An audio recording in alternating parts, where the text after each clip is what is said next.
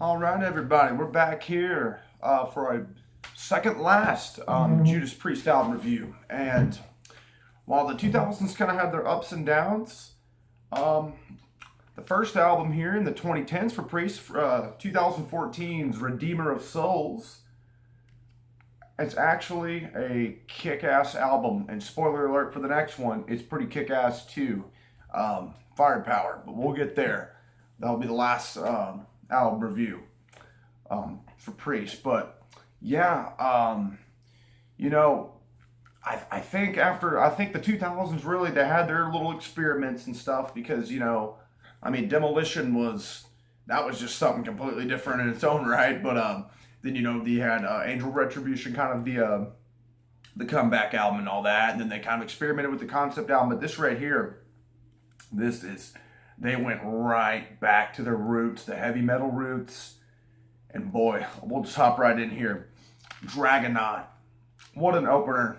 Easily one of my favorite Priest openers of all time. I mean, the riff and the lyrics and Halford's voice is incredible. There's some cool layering of the vocals on this album. And I believe this would be is it Richie Faulkner, I think? This would be his first album because I know, if I'm not mistaken, because I know KK left the band shortly after Nostradamus. But then we've got the title track, Redeemer of Souls, another epic feeling track here. And really this album has a lot of these epic feels. The production is stellar on here.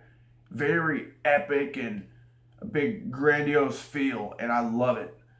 But yeah, the title track's also really cool. And I think, on that track, it's kind of cool. They reference at one point, one of the lyrics says something about like a Sad Wings of Destiny, which this kind of character on here kind of looks like that same kind of guy from, I mean, an updated version of the Sad Wings of Destiny album cover a little bit. Has the same necklace and all that. Then we've got one of my favorite Priest songs of all time, Halls of Valhalla. Wow. That was the first track I'd heard off that album. My brother showed it to me, and I couldn't believe it. I was like, I gotta hear this album as soon as possible. Because that track, you want to talk about the epicness, and again, this layering of the vocals on this album, that does it just perfectly. Easily one of my favorite Priest songs of all time. Man, I cannot praise that one enough. And same for the next one. Track 4, Sword of Damocles. I think that's how you say it. But that one right there, the breakdown. Oh, and the guitar work is also, I'll mention that too. I mean, Richie Faulkner, at least I think that's his name on here. Correct me if I'm wrong. And of course, Glenn Tipton's still on here. Main man here on guitar. But yeah, the breakdown on Sword of Damocles is an absolute, it'll give you the goosebumps right down to your very core. That is, and the chorus of this one, the lyrics are very powerful. The riff, very hooky track. And yeah, you jump Halls of Valhalla and right into Sword of Damocles, and that's just two of the best Priest songs right there, in my opinion. Two of my favorites of all time. Then we've got track 5, March of the Damned. Really hooky riff here, really cool lyrics, and again, a good chorus. All these choruses are very memorable on here. Then we've got track 6, Down in Flames.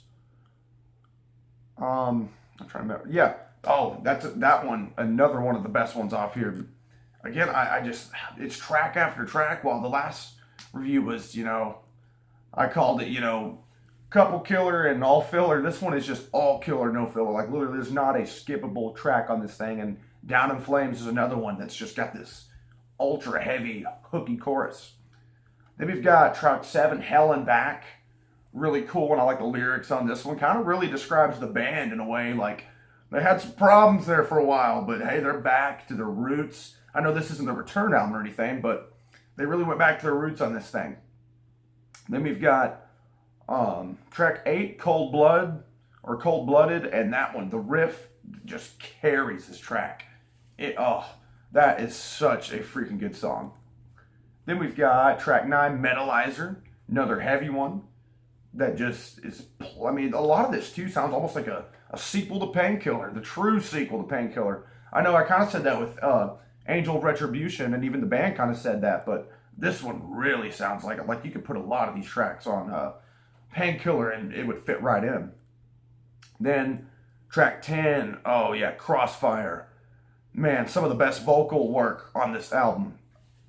Rob, he does a lot of different stuff on here too. Like, he does a lot of the deeper stuff, but also, of course, still keeps his high-pitched, iconic, shriek that he's known for. The Metal God. Then we've got Secret to the Dead. Oh man, another great track. Super cool riff, great vocals.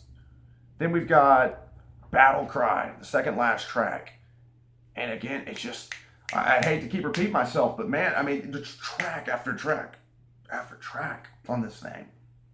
And then finally, track 13 is kind of the ballad on here, but man, it's beautiful. Beginning of the End. Oh man, like that sounds like a pure ballad that you could have ripped that off some of their 70s albums, like Sad Wings or something. The way the emotion felt in there.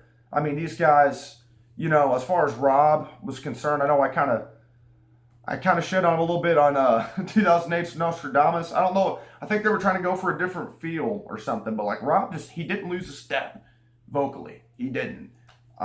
This is definitely, I mean, this album shows it. And the next album too that we'll be looking at, which will be Firepower. And that's the final one. So yeah, guys, we're almost there. We've been doing these Priest album reviews for a few months now, and it's been quite the journey, a long one, 18 studio albums.